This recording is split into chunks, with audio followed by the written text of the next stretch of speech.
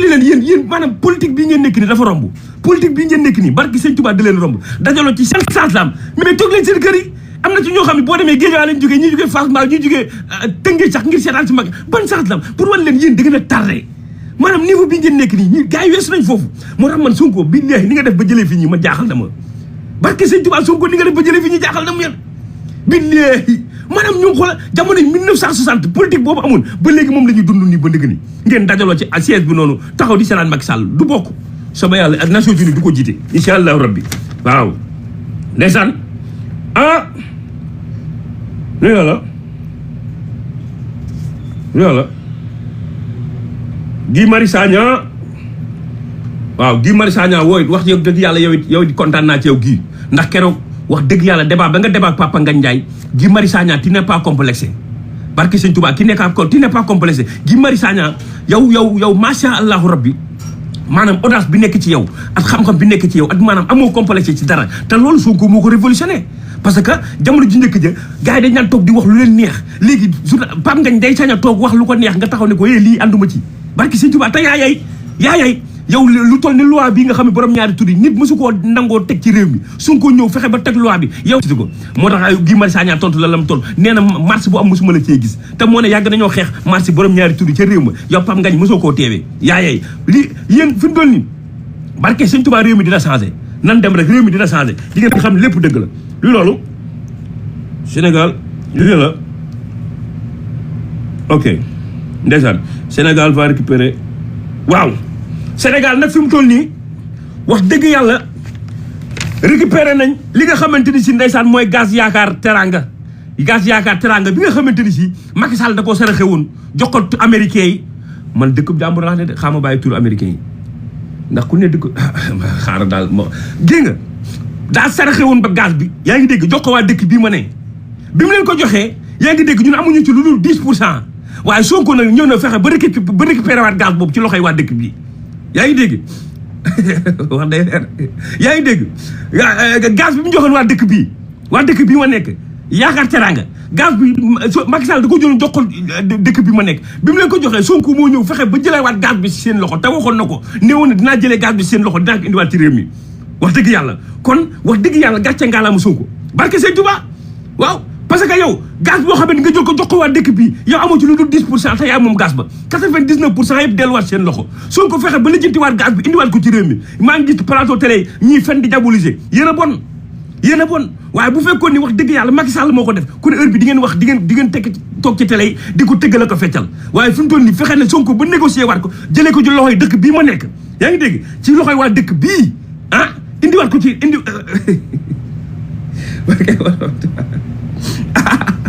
donc maa yaay parce que waaye nag daraaw affaire yi daal xoolal garaaw yaa ngi dégg fexe ba jëlee ko ci loxoy américains yi yaa ngi dégg joxaat ko Sénégal loolu c'est du jamais vu loolu mës a am ci histoire Sénégal gars yi jaayoon nañ gaz bi bu yàgg dara jee Sëñ Tuubaa ñun amu ci woon dara lu dul 10% waaye gàcce ngalaama Sonko yaa ngi dégg il a fait dans la manière il avait dit que on va tous nos ressources naturelles on va le récupérer et on va le remettre dans notre pays il avait dit et il l'a fait barke Sëñ Tuubaa il l'avait dit et il l'a fait gis nga asgor nag bu xasee ba wax ab kàddoo ma koy yeew asgor bu xasee ba wax ab kàddoo moo koy yeew Sonko naka la wax ab kàddoo moo koy yeew te ci loolu la nekk fi mu toll nii yaa ngi dégg te li ci gën a garaaw dañ ko jox ba pare ne ko ñun maanaam toppeetuñ leen dara maanaam lañ fa investir woon lépp ñoom nangu nañ ko fa bàyyi ko Sénégal barke Sëñ Tuubaa yaa ngi dégg lañ fa investir woon lépp nee nañu waa dëkk bii ma nekk waa dëkk bii nee nañu lañ fa investir woon yëpp bàyyi nañ ko Sénégal maanaam ay centaine de milliards lañ fi investir woon yaa ngi dégg ci plateforme gazière boobu nga xamante mooy yaakaar teranga nee nañu lépp dañ koo bàyyi ak Sénégal yaa ngi dégg amul lenn lu ñu toppee Sénégal waaye loolu wax dëgg yàlla négociation bu jaar yoon moo ko def négociation bu jaar yoon at bëgg réew mi at ba ci am complexe ci kenn parce que nag dooni dëkk bii dëkk bu mag la rek man du ma waxtaan ak ñoom wala dëkk bi dëkk bu mag la dama am seen complexe Sonko amul complexe ku yàlla bind maay wax ak yéen tubaab yi ñoom Macky Sall di jaamoo ko di leen maral seen gannaaw Sonko amul complexe ci ku yàlla bind waaw da ngeen di ànd ci dëgg ngeen waxtaan ci dëgg yaa ngi dégg jiital intérêt réew mi waaw barke Sëñ Tuubaa te malheureusement intérêt réew mi la jiital kon nag wax dëgg yàlla gàcce ngalaama Sonko fi nga ñu jëlee fa nga ñu jëmee ko gën te li ci gën a garaaw yow tubaab bi li gën a garaaw investir ay centaine de milliards ba pare nangu ko bàyyi Sénégal maa ngi dégg ku mel ni Malick Thiandoum di fen di dajale naan ay non lii yaakaar teranga daal moo dem ba gisitu ci boppam gars yi tubaab yi américains ñoo dem ba gisitu ci seen bopp ñu bàyyi lépp dem seen yoon du dëgg de loolu du dëgg dama ni bu ñu amul woon ay l'homme qu'il faut à la place qu'il faut kon ba léegi ni tubaab yi ñooy accaparer ressources yi ñoo koy accaparer gis nga si c'est xam nga nu mu tudd sax ICS récupéré nañ ko yaa ngi dégg gaz yaakaar teraanga bi récupéré nañ ko te fu ñu toll nii courant bi dina gën a wàcc dinañ dem ba Sénégal courant 8000 francs lañ fay te da nga taal clim taal ventilateur taal frigidaire taal gaz à passé lépp di nga ko fa taal ñu dem ba ay jamono di nga fay 8000 francs kese ci courant Sénégal fa la jëm waaw parce que nag li Cheikh Fall di wax rek la Cheikh Fall daan wax ku moomul sa suuf moomoo sa bopp waaw ku moomul sa suuf moomoo sa bopp waaye xaajum réew moo xamante ni lépp étranger yee ko moom yow noo moomoo sa bopp wax dëgg yàlla kon nag nii Sonko commencé ñëw récupérer nangu ñaa jëlee ci laxal tubaab bi delluwaat ñu ci réew mi kon gàcce ngalaama a Sonko li ma leen waxoon rek ku dul moom bëggoo réew mi c'est le PM barki sëñ tubaab ku dul moom bëggoo fa réew mi man maa wax ak yéen billaay wallaay talaay ku dul moom bëggoo réew mi ñoom ñëpp ay sàcc lañu ñii ay bandi lañu ñii ay vagabond lañu waaw la preuve dañuy sàcc alal réew mi di ko def ci ay weeni jigéen ak ay gannaaw jigéen kooku dinaa ci ñëw ci kanam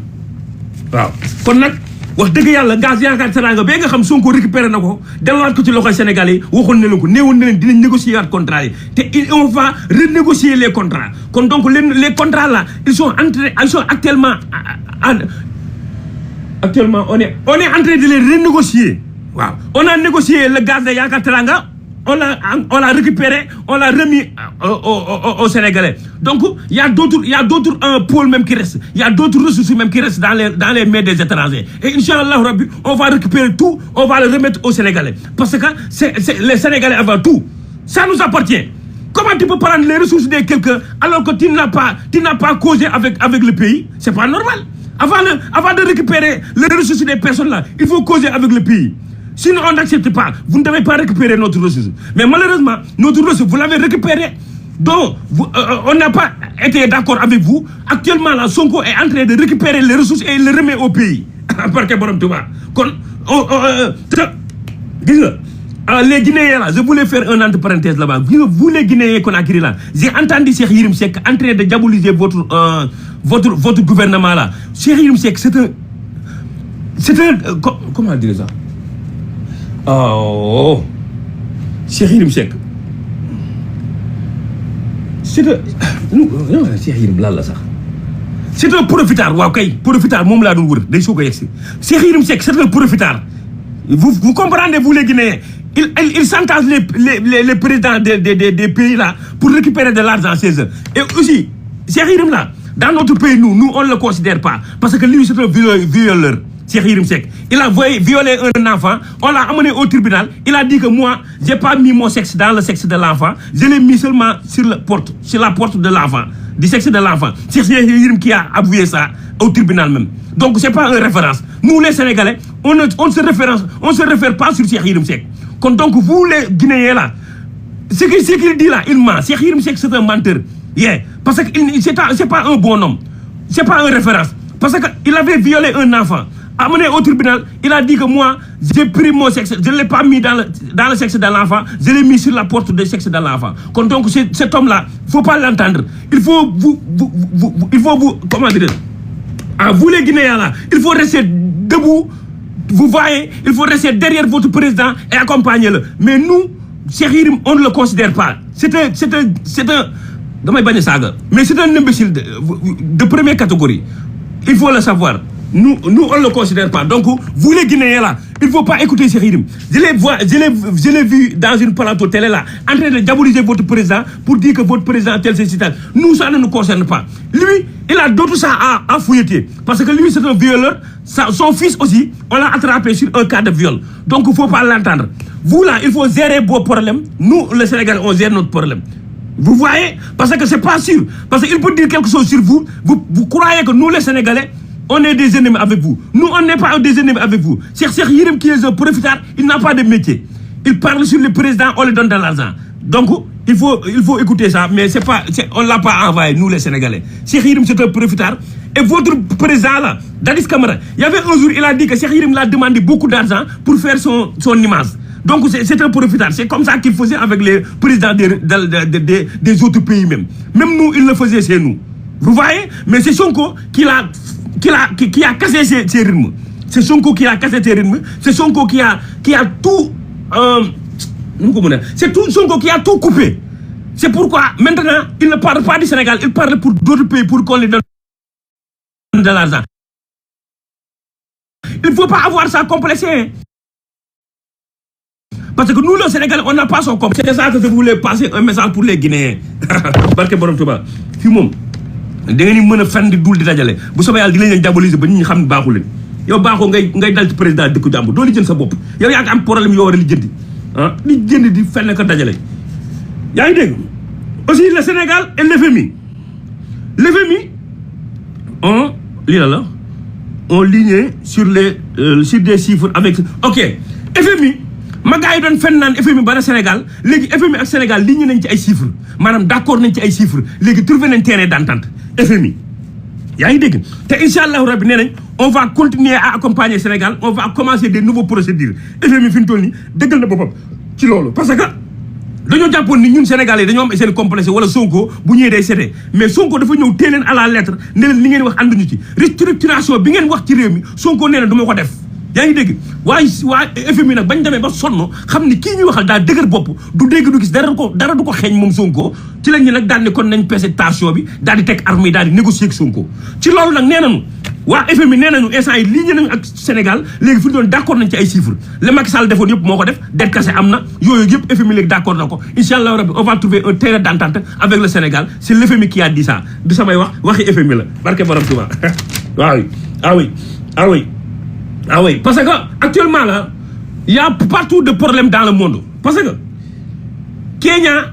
et Afrique du Sud, il y a problème yu bari ñoo am ci adina bi. Ya ngi dégg gaz bi yok, pétrole bi yok, lepp yok ci adina bi. Ya ngi dégg Amérique gi ñu nek fi lepp fi yok. Lepp mo fi yok. Barké Seigne Touba, Amérique gi ñu nek pétrole bi fi da essence bi da yok. Touba bi ya ngay sagay nday, ñu ngi wax lu nek président bi. Waye pour wani la Sonko il a neutralisé le pays. Ya ngi dégg nga xam Sénégal fi ndol taxe affaire yokul affaire ki ci ben level lako Sonko té dëkk yëpp nga yuxu Kenya fi ndol ñu nga yux Afrique du Sud ñu ngay door africain parce que néna africain nañ génn ci réew ma ñoo tax seen réew mu nekk ci guuta té démé wut nonu yaa ngi dégg aduna bi mo tollu fa parce que guerre Iran ak États-Unis bi da ñëw ak prix yëpp ci aduna bi li gëna jafé nak moy Sénégal Sonko neutraliser prix yi dara yokul ngeen di dund ci jamm loolu war ngeen sant Sonko kon ko ku ñu wara ñaanal la barké Seigne Touba dëkk bi ma nekk Amérique pétrole affaire yi yokku na essence dafay yokk fi mu toll nii tubaab yaa ngay wër di saagay ndey ndax nee nañ ñoom rëccu nañ lu ñu falee président bi tubaab yi ñoo wax loolu samay waxi bopp yaa ngi dégg ñoom am nañu njukko ñoo xam ne fi mu toll nii républicain yoo xam ne commencé nañoo rëccu lu ñu falee yaa ngi dégg commencé nañoo rëccu lu ñu falee président bi républicain yi ñu ngi wax loolu parce que yëf yaa ngi commencé yokku ci àddina bi ba pare li gën a garaaw dëkk yi mag yi sax ñu ngi am problème Sénégal amul problème yaa ngi dégg impôt gaa yaa ngi fay kii bi nu mu tudd fonction publique amuñu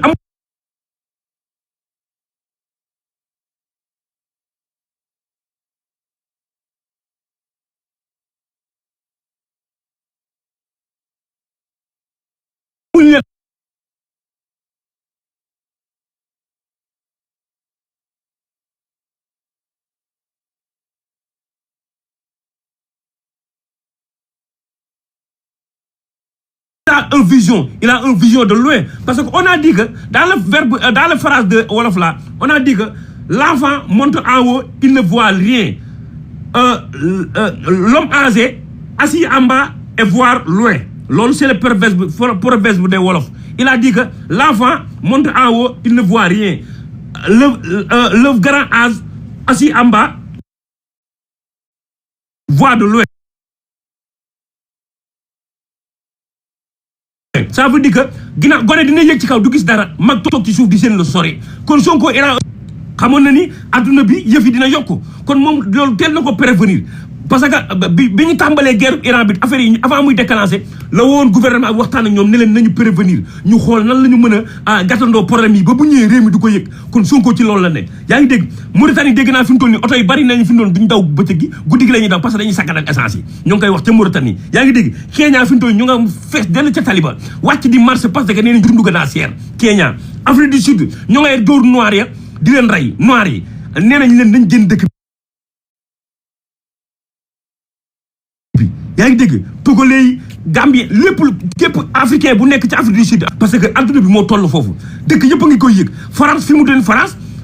nee nañu seen affaire yi ñoom ñu ngi koy yëg kon adduna bi yëpp a koy yëg léegi nag li gën a garaaw dëkk bu toll ni Sénégal nekk dëkk bu ndaw boo xamante ni dañoo nekk 4e sous-sol Macky Sall lépp ay bor ba ko fi yaa ngi dégg ñu nekk di ko fayeeguñ ko ba pare dëkk bi métti ni mu méttee ñu taxaw Sonko neutralité réew mi kon loolu gàcce ngalaama Sonko kon nag dañuy daal dugal publicité rek daal di dellu siwaat ci kaddu gi di leen xamal ni yéen a ngi télé bu mag bi nga xamante ni mooy Touba Patriote TV ànd ceeg l'homme de tous les temps Papa Gaye barke borom Touba l'homme qui défie Sonko c'est Papa Gaye barke borom Touba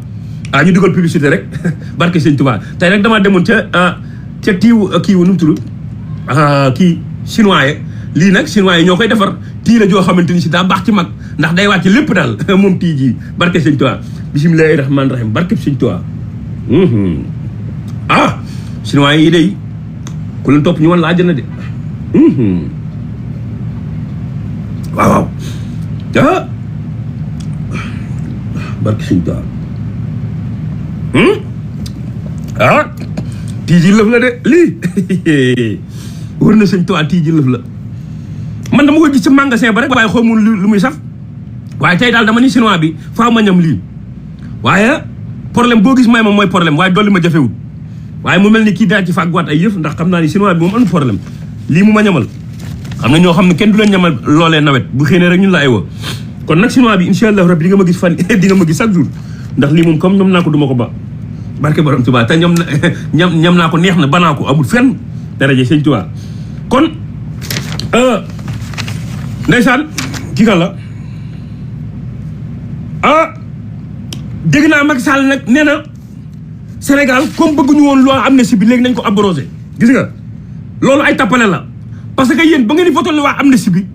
Sénégal d'accord ci woon bañ na ko ba Sonko def ni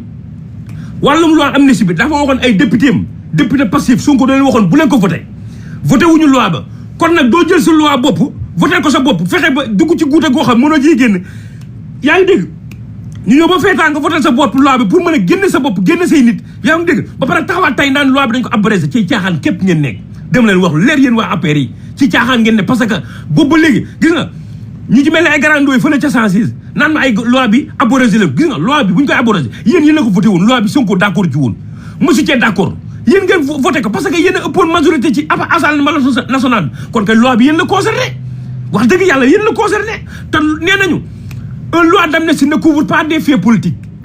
barke borom Tuuba une loi d'amnistie ne couvre pas des faits politiques parce que à ce là une loi d'amnistie couvre des faits politiques mais une loi d'amnistie ne couvre pas des morts et des tortures waaw loolu boo demee ci article loi yaa ngi dégg code pénal da nga ko ci fekk une loi d'amnistie ne couvre pas des morts et des tortures même en droit au droit international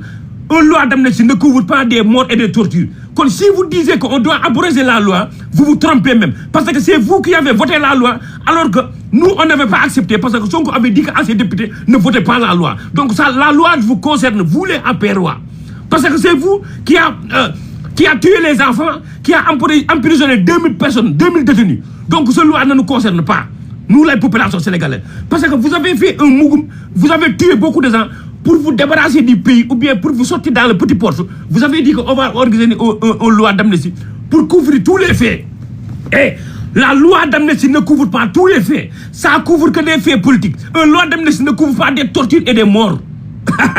Barke Sëñ Tuubaa loolu français du dëju laa leen di wax nii te li ma leen di wax loi la dara mënu koo dindi. Une loi d'amnistie ne couvre pas des tortures et des faits parce que bakkan daa seer.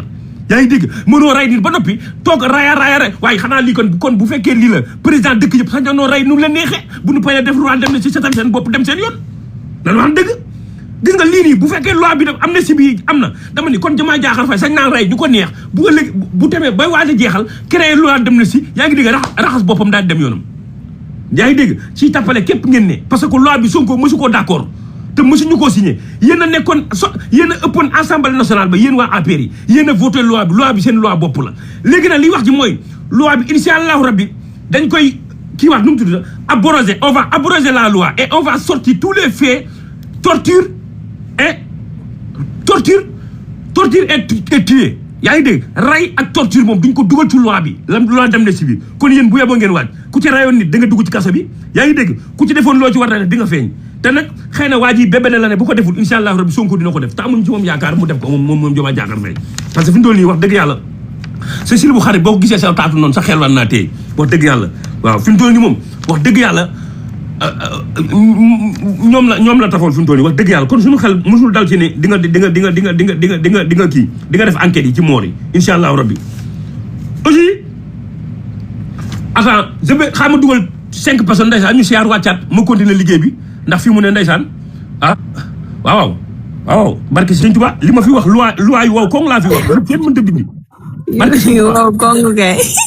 lii may wax nii gars yi boobu dañ ko jàng ci maa yi non waay français ju dëju la waay